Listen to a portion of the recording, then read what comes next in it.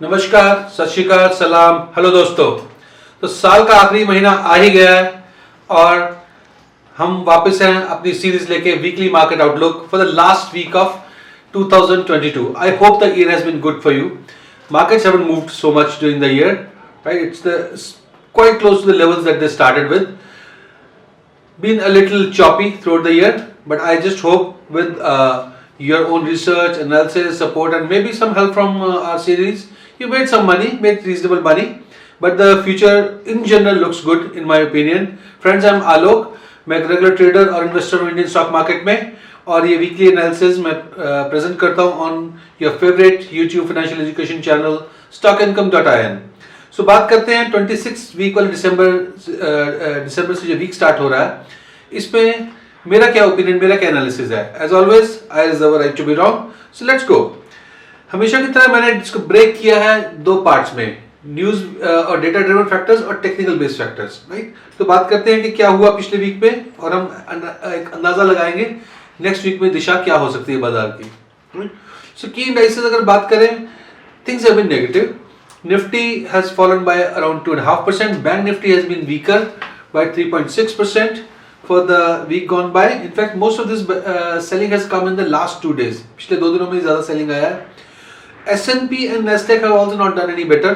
S&P is almost flat, but still in the negative territory, minus 0.2%. Nasdaq has been little more negative, or close to 2%, minus 2%, 1.94 to be more exact. So global indices have been down, Indian indices have been down. FI और DI की data की बात करें, some interesting things here, right? इस week के लिए FIs have been net negative buyers, net negative or call it sellers. They've been sellers to the tune of 979 crore, right? और दिसंबर में भी उनका अभी तक टोटल तो नेगेटिव है 8,470 crore, but then it's not hugely negative. परसों भी मार्केट गिरा था तो FIs were actually net buyers. Right, it's not hugely negative. They've been buying, selling. But interesting things come from DIA, which were little tepid till few days back. कभी थोड़ा buying कर रहे, selling कर रहे थे, but they've been buying regularly. Last 3-4 days, market has been falling. DIAs have been buying very regularly, and उन्होंने अपना buying बढ़ा दिया है. So DIAs have bought to the level of around 19,000, more than 19,000 crore for the month of December, and December अभी खत्म नहीं हुआ. Last हफ्ते की तो हम बात कर ही रहे हैं. और DIAs have bought 8,500 crore in this week itself. इस वीक में लगातार मार्केट गिरा है पर DIAs ने बाय किया है. विक्स बहुत बढ़ गया है. नेचुरल एक होता है, एक कोरिलेशन है, 100% 1-to-1 कोरिलेशन नहीं है, बट एक कोरिलेशन होता है. जब मार्केट नीचे जाता है तो विक्स जो है वोलेटिलिटी इंडेक्स और जिसको फियर इंडेक्स भी बोलते हैं वो बढ़ जाता है. नेचुरली मार्केट में थोड़ा सा फियर बढ़ जाता है, बट इस बार विक्स जो कि हिस्टोरिकल लेवल से नीचे चल रहा था, अराउंड 13 के करीब चल रहा था, it has jumped significantly. Previous week में भी जंप हुआ था, इस वीक में भी जंप हुआ है. It's come to level of 16.16. It's closed at 16.16 and it's a jump of 14.9% for this week, which is a big jump in the VIX. उसकी वजह से जो ऑप्शन ट्रेडर है वो भी थोड़ा परेशान है, specially the sellers. So because premiums बढ़ गए, ऑप्शन बायर शायद कुछ मजे कर रहे होंगे. Okay, crude oil has also gone up. Crude oil 6.32% बढ़ गया है, 84.45% पर बैरल पे क्लोज हुआ. Brent crude sign off little pain for markets like India, जो कि ह्यूजली इंपोर्टर्स हैं क्रूड के. But the thing is, to my mind it looks like a temporary jump. It might resume its downward trend because economic activity world over थोड़ा slow down के sign हो रहे हैं. China में भी कुछ प्रॉब्लम्स आ रही हैं, उसकी हम बात अलग से करेंगे अभी थोड़ी अगली स्लाइड्स में. सो बहुत कोई विजिबल फ्रेश ग्रोथ ट्रिगर्स नहीं है, तो क्रूड की डिमांड शायद इतनी ना बढ़े और उसकी वजह से क्रूड प्राइसेस आगे को नीचे जा सकते हैं. अभी थोड़ा सा बढ़ गए हैं, right. So it is giving a bit of pain. Bank of Japan, that is an important thing, और इसने मार्केट में काफ़ी हलचल भी पैदा की. बैंक ऑफ जापान ने मॉनेटरी पॉलिसी की डिस्कशन का मीटिंग हुआ.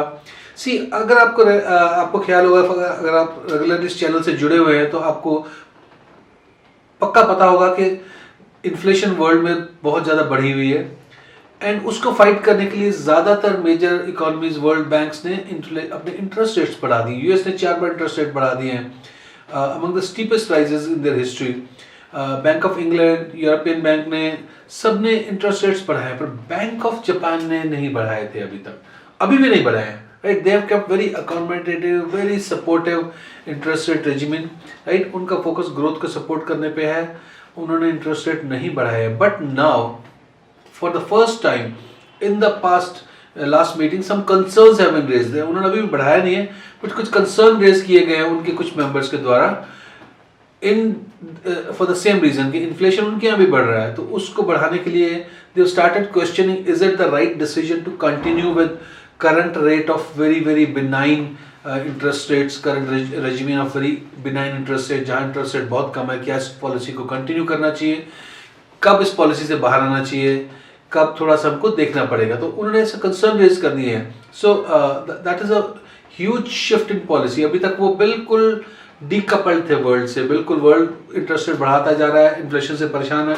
बैंक ऑफ जापान अपना पुरानी स्पीड से, पुराने ढर्रे से चल रहा था, राइट. सो जिस दिन ये न्यूज़ आया था 3 दिन पहले, उस दिन काफ़ी मार्केट में हलचल भी हुआ था इसी न्यूज़ की वजह से ड्यूरिंग द डे इटसेल्फ. अब बात आती है कि मार्केट लास्ट वीक बहुत काफ़ी गिरा है. क्यों गिरा है? See one of the key immediate factor is COVID resurgence. शायद आपने भी सुना होगा मीडिया में, चाइना में कोविड, चाइना से they had a very strict zero Covid policy. बहुत उन्होंने लॉकडाउन्स और बहुत उन्होंने बंदिशें लगाई हुई थी. Because of protest, people were fed up, lot of protest have happened, right, which is not common in China. So there government has relaxed norms, और वो रिलैक्स करते ही ऐसी न्यूज आ रही है कि there has been outburst of Covid. बहुत बुरी तरह से कोविड जो है वहां पर फैलना शुरू हो गया, बढ़ना शुरू हो गया. Medical facilities are under huge pressure, huge stress. There is a सिर्फ चाइना के बारे में बात आती है, मेरा थोड़ा ओपिनियन है, और कहते भी यही है कि उनके डेटा से कुछ क्लैरिटी नहीं मिलता है. They hide more than they tell. I don't know how true is that, but that's a opinion, right. So exact हम नहीं कह सकते, but most of the media reports are suggesting huge surge in COVID cases, medical facilities under huge stress, and उसकी वजह से ये भी danger, एक अंदेशा लगाया जा रहा है, एक डर है कि it can spread to other countries also. Naturally, India is a neighbor and India is worried. India has huge trade relations with China, so a lot of people come and go. So India is also worried, and because of that, government ने भी कुछ immediate instructions issue किए हैं to be prepared for Covid, to be prepared. Mind you, India में अभी Covid फैला नहीं है. In fact positivity rate in India continues to decline. Personally I don't think it should show jump up, Covid should jump up in India, but that's, I am not a doctor, मैं doctor नहीं हूँ, पर मेरा अपना opinion है based on certain my common sense and my understanding of things. Why? Because India has had a very strong, very successful vaccine program, and Indian vaccines have been successful. They have been exported to the various parts of the world, and वहाँ भी बहुत successful है. Whereas Chinese vaccines have not been that successful, और उनका vaccination program इतना widespread नहीं रहा है. इंडिया में, as per my understanding of data, जो eligible population है, जिनको वैक्सीन मिल सकता है या मिलना चाहिए, जो उसके लिए eligible हैं, 95% लोगों ने 1 डोज तो ले ही लिया है, एंड 90% लोगों ने दोनों डोज ले लिए. No, that's a huge success rate, huge vaccination rate. और बहुत लोगों ने, including myself, people have taken a booster dose also. So I do not think that there should be any huge resurgence of COVID in India, but because China में Covid आया है, एकदम से revive किया है, और Indian government से भी एक समझदारी वाली बात है गवर्नमेंट की तरफ से भी, कि उन्होंने इंस्ट्रक्शंस इश्यू करी हैं कुछ ना कुछ टू बी प्रिपेयर्ड, राइट. कुछ मास्क वगैरह दोबारा चालू कर रहे हैं, they are doing trainings, and but उसकी वजह से कुछ पैनिक आया है. तो last 2-3 days markets have fallen significantly because of that, but I think it's a temporary phenomena. Economic factors, economic indicators like company results, like growth projections, like GST collection, bank NPAs, etc. Everything is in good shape. So I don't see any reason for कि India में problem क्यों आया है. But क्योंकि ये आया है, और mid cap small cap portfolios में बहुत प्रॉब्लम आई है, राइट. वो सेक्टर्स बहुत बुरी तरह गिरे. Mid cap small cap index around 8 to 10% गिर गए हैं इन लास्ट फ्यू डेज. उसकी वजह से नो सरप्राइज अगर आपके पोर्टफोलियो में भी हिट हुआ हो, right. So but then maybe this is a great time for go value shopping, because value दिख रहा है बहुत सारे सेक्टर्स में, बहुत सारे स्क्रिप्ट्स में. So it's a good time, you should go and analyse the stocks. अगर आपके पास कुछ पैसा रेडी है, कुछ शॉपिंग के लिए मन तैयार है, स्टॉक शॉपिंग है, now is the time to go and analyse. I would say don't put all your money together, 2-3 हिस्सों में बांट दीजिए उसको, but maybe you will find some very attractive valuations right now because country में economy में problem मुझे तो नहीं दिख रहा है, राइट? ओके, तो ये था एक general opinion. So I believe market should pull back on the upper side in near future. Short term में टेम्पररी पेन आ सकता है, देखो पैनिक फैलता है तो फिर फैलता है, राइट? तो और भी नीचे जा सकती है market, but I don't see any systematic problem in the Indian economy and hence market should revive quickly. Technicals की बात करते हैं एंड उससे पहले हमारा standard disclaimer, video is only for educational purposes. I am not a SEBI certified advisor. So आपको अपना analysis करना चाहिए या किसी सर्टिफाइड एडवाइजर का ओपिनियन लेना चाहिए. Nothing that I say should be taken as an advice to buy और सेल एनीथिंग, राइट? ओके, तो ये निफ्टी का चार्ट. निफ्टी के चार्ट पे देखें, मैंने कुछ लेवल्स मार्क किए हैं जो कि सपोर्ट और रेजिस्टेंस लेवल्स हो सकते हैं. जो करंट प्राइस से ऊपर लाइंस हैं, लेवल्स हैं, वो नेचुरली रेजिस्टेंस लेवल्स हैं, वहां पर निफ्टी रुक सकता है अगर ऊपर को बढ़े. और नीचे वाले लेवल्स जो मार्क किए हैं वो सपोर्ट लेवल है. So in my opinion Nifty should trade between 18500 for this week on the upper side and 17400 on the lower side. और ये दोनों लेवल्स मैंने रेड लाइन से रेड कलर में मार्क किए हैं, आप देख सकते हैं. अगर ये लेवल्स ब्रेक होते हैं तो फिर नेक्स्ट लेवल के तरफ नजर रखना चाहिए. That is how technicals work. अगर निफ्टी ऑप्शन चेन की बात करें तो Nifty is currently at around 17800 levels, right? और इमीडिएट कॉल साइड पे काफी ओपन इंटरेस्ट है. इनफैक्ट आप देखेंगे तो 18,000 पे ह्यूज को ओपन इंटरेस्ट है. 93.8 लाख कॉन्ट्रैक्ट्स हैं आपके पास और वो बढ़ा है एक दिन में 600% से ज्यादा बढ़ गया है, 6 टाइम्स बढ़ गया है, राइट? सिमिलरली 18100 का 273 टाइम्स बढ़ गया है, right? But very high open interest is also at 19,000 level.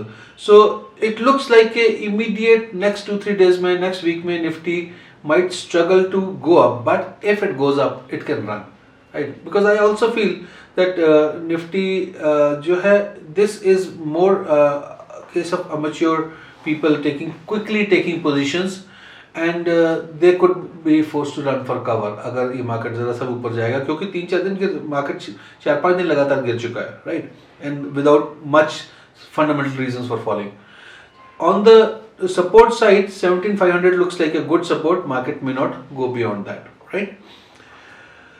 Bank Nifty की बात करने से पहले आपको बता दूं, we are also present on some other social media like Instagram and right, and so you might want to go in there and log in and follow and subscribe, because like we post weekly market outlook on YouTube, right? We also post daily market which is under the series called Market Student Tomorrow.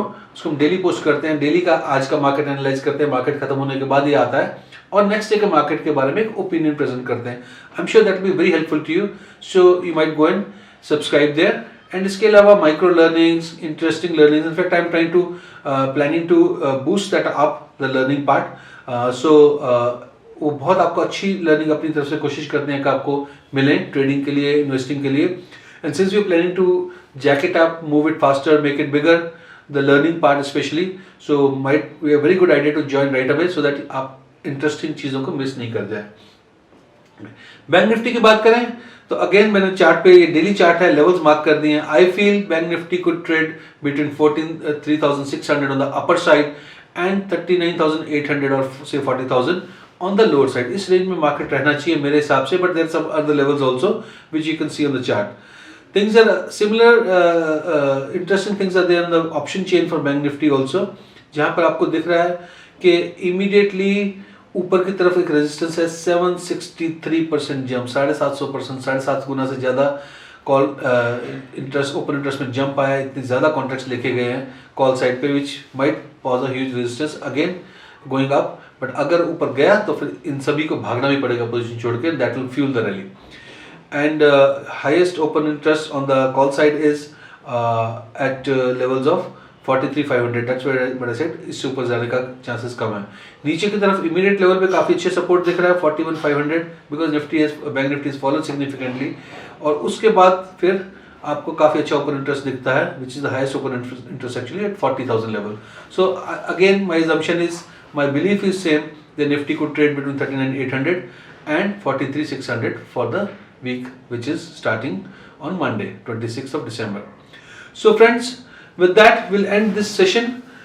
Do continue to like us, share your comments, right? Put in your comments, share this channel with other people. If you haven't subscribed or you haven't pressed the notification icon, please do it now, because you're probably missing out on some interesting information. Till we meet next, very happy Merry Christmas to you, those who celebrate, and आप सभी को नया साल बहुत बहुत मुबारक हो. May it bring joy, prosperity, health, and a blessed time to each one of you. Thank you for being with us. God bless you. Jai Hind.